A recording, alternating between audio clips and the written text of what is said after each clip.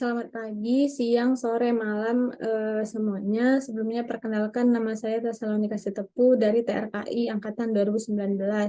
Di sini saya akan menjelaskan tentang anatomi paket kolom yang dibimbing oleh Bapak Muhammad Endi Yulianto, Sarjana Teknik Magister Teknik. Sebelumnya, paket kolom adalah kolom pemisah yang berisi packing atau isian yang merupakan tempat kontak antara vapor dan liquid pada kolom distilasi, absorpsi, atau stripping, di mana packing ini mempunyai pressure drop yang rendah, efisiensi perpindahan massa yang baik, dan kapasitas yang tinggi. Alasan pemilihan paket kolom yaitu yang pertama, luas permukaannya besar, di mana luas interface yang tinggi antara gas dan liquid, lalu menghasilkan distribusi lipid yang seragam pada permukaan packing, lalu memiliki struktur yang terbuka atau resistansi yang rendah untuk aliran gas atau pressure drop-nya itu rendah, lalu menghasilkan aliran gas yang seragam sepanjang penampang kolom. Lalu selanjutnya ada anatomi paket kolom atau bagian-bagian paket kolom. Yang pertama itu yang A, yaitu liquid distributor. Liquid distributor ini adalah bagian internal yang penting pada packet tower, di mana liquid distributor ini dipasang di bagian atas packet kolom yang terhubung dengan saluran masuknya cairan atau reflux, di mana liquid distributor ini berperan penting terhadap efisiensi perpindahan panasnya, karena liquid distributor ini yang mendistribusikan cairan agar dapat terdistribusi dengan rata. Lalu terdapat redistributor yang ditempatkan pada setiap 10-15 feet pada kolom. Lalu yang kedua ada liquid collector. Liquid collector ini disebut juga dengan mist eliminator, di mana merupakan bagian kolom yang memastikan pencampuran silang antara cairan dan umpan atau vapor itu terjadi dengan baik, di mana liquid collector ini juga berfungsi untuk mengumpulkan cairan dari atas packing bed atau memisahkan cairan yang masih terbawa oleh uap. Jadi jika masih ada cairan dari bawah yang terbawa oleh uap, akan saat menabrak dinding liquid collector ini akan tertahan, dan sehingga yang naik ke atas itu hanya uap, sehingga distribusi uapnya itu seragam.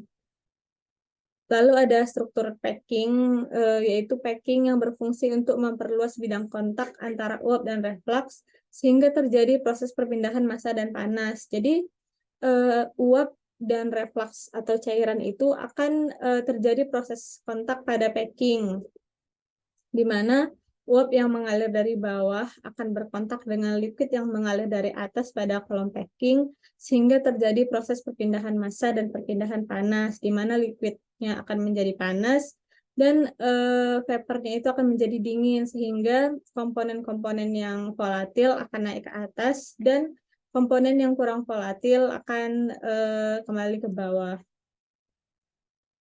Lalu ada support grid. Support grid ini disebut juga sebagai support plates, di mana berfungsi untuk menahan menara secara struktural. Jadi support grid ini yang menahan isian atau packing agar tetap kokoh, di mana selain itu support grid ini juga berperan dalam memastikan perpindahan massa itu terjadi normal dan lancar. Lalu ada mainway.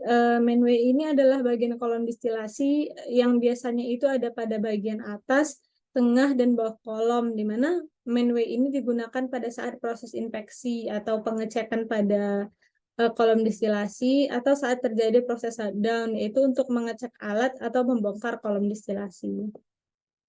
Lalu ada jenis-jenis packing. Berdasarkan jenis bahannya itu, jenis packing itu terbagi menjadi 3. Ada keramik random packing, ada plastik random packing, dan metal random packing. Yang pertama ada keramik random packing, itu adalah packing atau isian yang terbuat dari bahan keramik, itu menghasilkan film yang sangat tipis dan dapat membuat pencampuran cair dan uap itu merata. Selain itu menghasilkan pressure drop yang kecil serta memiliki superior wettability, di mana untuk kelebihannya keramik random packing ini dapat diaplikasikan dalam suhu tinggi. Selain itu tahan terhadap korosi juga, yaitu tahan terhadap segala macam asam organik dan asam anorganik. Untuk contohnya itu ada keramik etching rings, ada keramik Bersedel, dan keramik interlock saddle. Yang kedua ada plastik random packing, yaitu jenis isian yang terbuat dari plastik propilen, polietilen, atau PVC, dan lain-lain. Untuk kelebihannya, plastik random packing ini memiliki kekuatan yang bagus dan harganya itu relatif murah, tetapi memiliki wettability yang kurang baik pada laju cairan yang rendah.